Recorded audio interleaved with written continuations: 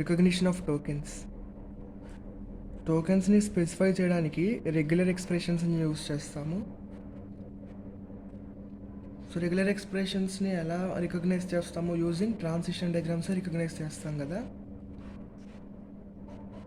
So same అంతే ఇక్కడ కూడా రెగ్యులర్ ఎక్స్ప్రెషన్స్ని టోకెన్స్ని స్పెసిఫై చేయడానికి రెగ్యులర్ ఎక్స్ప్రెషన్స్ యూస్ చేస్తే అదే టోకెన్స్ని రికగ్నైజ్ చేయడానికి ట్రాన్సిషన్ డయాగ్రామ్స్ని యూస్ చేస్తాం. అంటే రికగ్నైజ్ చేయడం అంటే ఏంటి ఇక్కడ అంటే ఇది టోకెనా కాదా అని ఐడెంటిఫై చేయడం. Okay, so consider the following example. ఇదొక బ్రాంచింగ్ స్టేట్మెంట్కి గ్రామర్ ఇచ్చారు. Statement if expression then statement అంటే ఇది if statement, next if then else లేదా ఎప్సిలాన్. అసలు స్టేట్మెంటే ఉండాల్సిన అవసరం లేదు. దెన్ అని ఇక్కడ ఎందుకు రాసామంటే ఇది పాస్కల్ లాంగ్వేజ్కి సంబంధించిన గ్రామర్.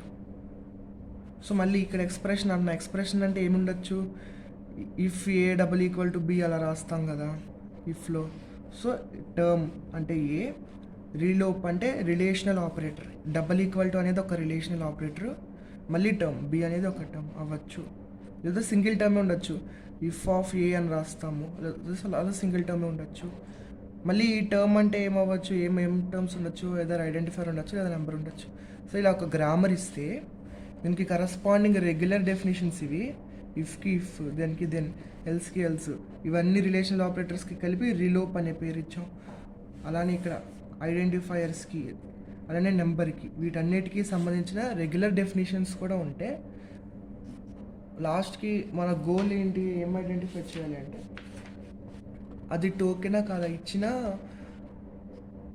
లెక్సిమ్ మనం ఐడెంటిఫై చేసిన లెక్సిమ్ అది టోకెనా అవునా కాదా మనం ఐడెంటిఫై చేస్తాం. టోకెనా లేదంటే అదొక రిలేషనల్ ఆపరేటరా, లేదంటే అదొక ఐడెంటిఫైయరా, లేదా వైట్ స్పేసెస్ ఉన్నాయా, అదే ఐడెంటిఫై చేస్తాం. ఓకే, సో దానికోసం మనం యూస్ చేసేవి ఏంటి, ట్రాన్సిషన్ డయాగ్రామ్స్ యూస్ చేస్తాం. Pictorial representation of labelled directed graph is called a transition diagram. Transition డయాగ్రామ్లో ఏముంటాయి, స్టేట్స్ ఉంటాయి. స్టేట్స్ని సర్కిల్స్తో రిప్రజెంట్ చేస్తాము. మధ్యలో రెండింటికి కలిపి ఎడ్జ్ పెడతాము. ఎడ్జ్ పెట్టామంటే ఆ రెండింటికి కనెక్షన్ ఉందని యారో పెడతాము. యారో పెట్టామంటే ఈ స్టేట్ నుంచి ఈ స్టేట్కి మూవ్ అవుతున్నామని. ఓకే, అది ట్రాన్సిషన్ డయాగ్రామ్ అంటే. సో అలా ఇప్పుడు మనం ఏం చూస్తామంటే రిలేషనల్ ఆపరేటర్స్కి ట్రాన్సిషన్ డయాగ్రాము, ఐడెంటిఫైయర్స్కి, కీవర్డ్స్కి, వైట్ స్పేసెస్కి, వాటన్నిటికీ ట్రాన్సిషన్ డయాగ్రామ్స్ ఎలా ఉంటాయో చూస్తాం. ఓకే, సో రీలోప్ అంటే రిలేషనల్ ఆపరేటర్. అసలు రిలేషనల్ ఆపరేటర్స్ ఎలా ఏమేమి ఉండొచ్చు చూడండి. A less than or equal to b అవ్వచ్చు. అసలు ఏమేమి ఉంటాయి రాద్దాం ఫస్ట్. ఏ, ఇది నాట్ ఈక్వల్ టు, పాస్కల్ లాంగ్వేజ్లో నాట్ ఈక్వల్ టు అని బి అవ్వచ్చు, లేదా సింపుల్గా ఏ లెస్ దెన్ బి అవ్వచ్చు.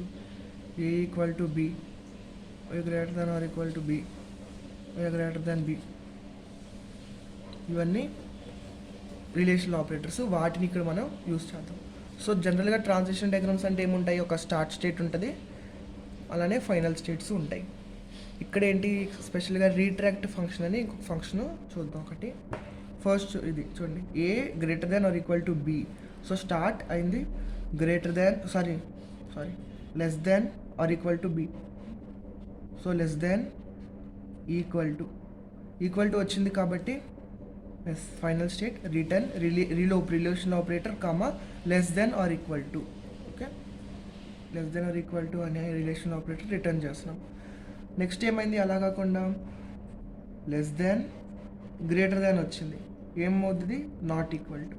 నెక్స్ట్ లెస్ దెన్ వచ్చింది, అదర్ అంటున్నాం. అదర్ అంటే ఇక్కడ చూడండి, ఇది లెస్ దెన్ వచ్చింది ఫస్ట్, ఏ లెస్ దెన్ బి అంటున్నాం. లెస్ దెన్ పాయింట్ చేసింది ఫస్ట్ ఫార్వర్డ్ పాయింటర్ ఇక్కడ మూవ్ అయ్యేసరికి ఇక్కడ వేరేది ఏదో కనిపించింది, బి కనిపించింది ఇక్కడ. సో ఏమవ్వాలి, లెస్ దాన్ మాత్రమే ఒక టోకెన్గా ఐడెంటిఫై చేసి ఒక స్టెప్ వెనక్కి వెళ్ళాలి.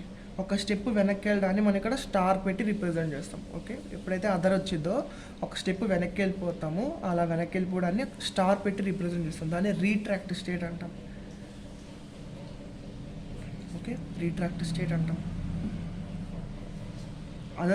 అదర్ అని వచ్చింది కదా, అంటే వేరే బి వచ్చింది, సో వెనక్కి వెళ్ళిపోతాం, ఒక స్టెప్ వెనక్కి వెళ్తాం. ఓకే, అది next equal to a equal to b రావచ్చు. ఈక్వల్ టు వస్తే equal to next greater than వచ్చినప్పుడు ఏమేమి రావచ్చు, greater than or equal to రావచ్చు, లేదంటే జస్ట్ గ్రేటర్ దాన్ రావచ్చు. So greater than or equal to వస్తే greater than or equal to అని రిటర్న్ చేస్తున్నాము. గ్రేటర్ దాన్ వచ్చిన తర్వాత వేరే ఏదో సింబల్ వచ్చింది. So a greater than b అంటున్నాము. ఫార్వర్డ్ పాయింటర్ గ్రేటర్ దాన్ చూపించింది. సో ఇది గ్రేటర్ దాన్ స్టేట్ మారి 6 దగ్గరికి వచ్చింది. నెక్స్ట్ బి, ఇక్కడ బి ఫార్వర్డ్ పాయింటర్ ఒకసారి మూవ్ అయ్యేసరికి ఇక్కడ బి కనిపించింది. బి అంటే అదర్ సింబలే కదా, అది రిలేషనల్ ఆపరేటర్ కాదు కదా. సో అదర్ సింబల్ కాబట్టి ఏం చేస్తున్నాము, మళ్ళీ ఒక స్టెప్ వెనక్కి వెళ్తున్నాము. వెనక్కి వెళ్తున్నాం కాబట్టి ఇక్కడ స్టార్ పెట్టాం, దాన్ని రీట్రాక్ట్ అంటాం. Greater than. ఇవి రిలేషనల్ ఆపరేటర్స్ని రికగ్నైజ్ చేయడానికి సంబంధించిన ట్రాన్సిషన్ ఫంక్షన్. నెక్స్ట్ ఏంటి, ఐడెంటిఫైర్స్కి ఇది ఐడెంటిఫైర్స్కి ట్రాన్సిషన్ డయాగ్రామ్. సో ఐడెంటిఫైర్ అంటే ఏమంటున్నాము, ఇక్కడ రాసాం కదా, లెటర్ ఉండొచ్చు, స్టార్టింగ్ లెటర్ ఉండొచ్చు. పాస్కల్ లాంగ్వేజ్లో లెటర్ ఉండొచ్చు, లెటర్ ఫాలోడ్ బై ఎన్ని లెటర్స్ అయినా డిజిట్స్ అయినా ఉండొచ్చు. ఫస్ట్ అయితే అసలు ఒక లెటర్ కనీసం ఒక లెటర్ ఉండాలి, దాని తర్వాత ఎన్ని లెటర్స్ అయినా ఉండొచ్చు, డిజిట్స్ అయినా ఉండొచ్చు కదా. సో అది ఒక లెటర్ ఉండాలి డెఫినెట్గా. తర్వాత ఎన్నైనా ఉండొచ్చు, లెటర్స్ డిజిట్స్ ఎన్నైనా ఉండొచ్చు కాబట్టి లూప్ పెట్టేసాం. అవి వచ్చిన తర్వాత వేరే అదర్ ఏమైనా వచ్చింది అంటే ఒక స్టెప్ వెనక్కి వెళ్ళిపోయి మనం స్టార్ పెట్టేస్తాం. స్టెప్ వెనక్కి వెళ్దాం, స్టేట్ కాదు. అలానే కీవర్డ్స్ అయితే ఎలా రాస్తాం, కీవర్డ్స్ అంటే ఏంటి, రిజర్వ్డ్ వర్డ్స్ కదా. సో రిజర్వ్డ్ కీవర్డ్స్ ఎన్ని ఉంటాయి, వాటన్నిటికీ ఒక్కొక్క దానికి ట్రాన్సిషన్ డయాగ్రామ్. THEN తర్వాత ఏదైనా లెటర్ కానిది, నాన్ లెటర్ కానీ డిజిట్ కానీ వస్తే మళ్ళీ ఒక స్టెప్ వెనక్కి వెళ్తాం. స్టేట్ కాదు, స్టెప్. ఇన్పుట్ బఫర్లో ఇలా పాయింట్ చేస్తుంది, ఫార్వర్డ్ పాయింట్. ఒక స్టెప్ వెనక్కి వెళ్ళిపోయి మనం దాన్ని యాక్సెప్ట్ చేస్తాము టోకెన్గా. స్టార్ పెడుతున్నామంటే అది రీట్రాక్ట్ అవుతుందని, అంటే వెనక్కి వెళ్ళిపోతుందని. ఓకే, అదొకటి. నెక్స్ట్ ఏం అవ్వచ్చు, నెక్స్ట్ నెంబర్స్కి, అన్సైడ్ నెంబర్స్కి అలా ఉండొచ్చు. ఒకసారి చూద్దాం. నెంబర్ అంటే ఇక్కడ రాసాం కదా, నెంబర్స్కి సంబంధించిన రెగ్యులర్ డెఫినేషన్ రాసాము. దాన్ని చూసి ఒకసారి దాని ట్రాన్సిషన్ డయాగ్రామ్ చూద్దాం. ఫస్ట్ స్టార్ట్ అయింది డిజిట్స్ అంటున్నాం. ఇక్కడ డిజిట్స్ అంటే ఏంటి, ఇక్కడ చూడండి.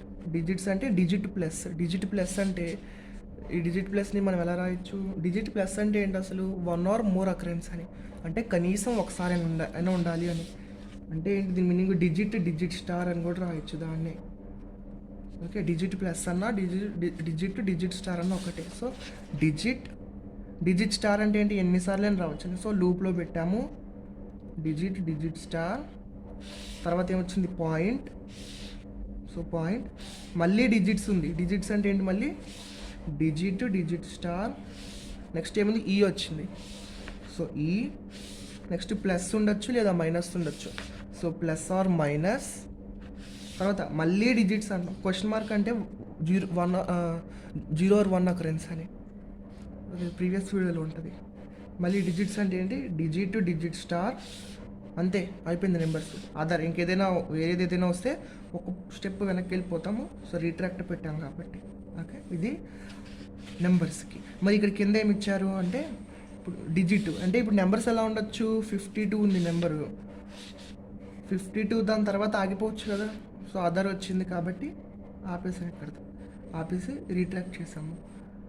లేదు ఇలా రాలేదు, ఇంకా ఎలా రావచ్చు నెంబర్స్ అంటే, 52 పాయింట్ ఉండక్కర్లేదు కదా తర్వాత నెంబర్ తర్వాత 52E+5 ఇలా కూడా రాసుకోవచ్చు కదా, పాయింట్ ఉండాల్సిన అవసరం లేదు నెంబర్కి. సో నెంబర్ వచ్చిన తర్వాత డైరెక్ట్గా పాయింట్స్ అవన్నీ వదిలేసి ఈ వస్తే డైరెక్ట్గా మనం ఇక్కడ తీసుకొచ్చేస్తాం. ఓకే, ఈ వచ్చింది ప్లస్ వచ్చింది, డైరెక్ట్గా ఇక్కడ తీసుకొచ్చాం. అలా ఒక కండిషన్ అవ్వచ్చు. లేదంటే 52.3 ఇక్కడతో, ఇది కూడా ఒక నెంబర్ కదా 52.3 అంటే. సో 52.3 వచ్చిన తర్వాత అదర్ ఏదైనా వేరేది ఏదైనా వస్తాయి కదా, అక్కడ కూడా యాక్సెప్ట్ చేసేయచ్చు. అలా డిఫరెంట్ కండిషన్స్ తీసుకున్నాం. ఓకే, సో అది transition diagram for unsigned numbers. Next ఇదేంటి, transition diagram for white spaces. White space అంటే దీన్ని డిలిమిటర్గా మనం చూస్తున్నాము. సో వైట్ స్పేస్ డిలిమిటర్, తర్వాత ఎన్ని డిలిమిటర్స్ అయినా ఉండొచ్చు. అంటే ఇవన్నీ వైట్ స్పేసెస్ని రికగ్నైజ్ చేస్తున్నాము. మరి ఇవన్నీ ఇలా చెప్తున్నాం కదా ట్రాన్సిషన్ డయాగ్రామ్స్లో. మరి మనం ఆ కంపైలర్లో ఎలా పెడతాం ట్రాన్సిషన్ డయాగ్రామ్స్ని, సర్కిల్స్ వేసి స్టేట్స్ మారుతున్నట్టు అలా చూపించలేం కాబట్టి దాన్ని మనం ఇలా ఈ కోడ్లో అంటే స్విచ్ స్టేట్మెంట్స్ యూస్ చేసి చెప్తాము. ఓకే, ఇది ఒక ఎగ్జాంపుల్. టోకెన్ టైప్ ఇవన్నీ. ఓకే, వైల్ 1 అంటే ఏదైనా ఒక ఫెయిల్యూర్ అక్కరే వరకు చేస్తూనే ఉంటాం. ఏం చేయాలి? స్విచ్ ఆఫ్ స్టేట్ కేస్ 0 అంటే ఇప్పుడు స్టేట్ 0లోనే కదా ఉంటుంది ఇనీషియల్గా. సో 0లో ఉన్నప్పుడు క్యారెక్టర్ రీడ్ చేయాలి. C is equal next character read చేసాం. If c double equal to less than, ఇది లెస్ దాన్ అయితే ఇక్కడ ఏం చేయాలి? స్టేట్ 1కి వెళ్తాం. So state is equal to 1, అప్పుడు కేస్ 1 చూడాలి మనం. అలాగా else if c double equal to symbol ఉంటే, ఓకే, ఈక్వల్ టు సింబల్ కనిపిస్తే ఏం చేయొచ్చు? 5th స్టేట్కి వెళ్తాం. లేదు అంటే else if c double equal to greater than symbol అయితే 6th స్టేట్కి వెళ్తాం. ఏది కాదు, లెస్ దెన్ కాదు, ఈక్వల్ టు కాదు, గ్రేటర్ దెన్ కాదు, వేరేది ఏదో వచ్చిందంటే ఫెయిల్ అంటే ఏం చేయాలి? ఫెయిల్యూర్ ఆపరేషన్ పర్ఫామ్ అవ్వాలి, ఒక స్టెప్ వెనక్కి వెళ్ళిపోవాలి, రీట్రాక్ట్ అయిపోవాలి. అలా డిఫరెంట్ కేసెస్ రాశారు. మళ్ళీ లాస్ట్ కేస్ 8 అని ఇంకొకటి చూపించారు. ఇది కేస్ 8 అంటే ఇక్కడ ఉన్నప్పుడు ఏం చేయాలని. ఇక్కడ ఉన్నప్పుడు ఏం చేస్తాం? స్టార్ పెట్టాం కాబట్టి ఈ స్టేట్కి రీట్రాక్ట్ అవ్వాలి.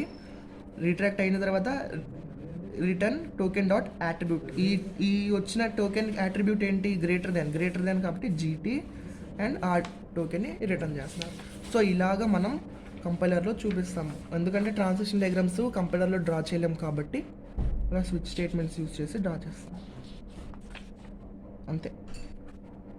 Thank you.